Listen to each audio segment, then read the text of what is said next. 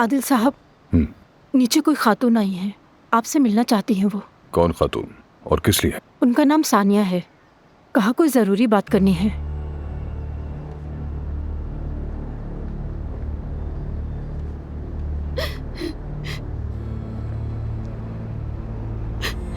जी कहिए बहन, मैं आपकी क्या खिदमत कर सकता हूँ?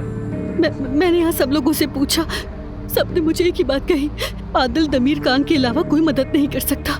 लोगों ने कहा कि आप बहुत मेहरबान और रहम दिल हैं, इसीलिए आपके पास आई। बराए मेहरबानी मेरी मदद कीजिए। बताइए मसला क्या है, खुल के बात कीजिए। अगर मुमकिन हुआ तो मैं जरूर कुछ करूंगा। मेरी छोटी बहन जोया जिंदगी और मौत से जंग लड़ रही है। क्या हुआ उसे? मेरी बहन जोया ने खुदकुशी करने की कोशिश की। वो आईसीयू में है। उसकी उम्र 18 साल है। आदिल साहब, बहुत छोटी है मेरी बहन। अच्छा, आपको सुकून हो जाए पहले। और ये हुआ कैसे?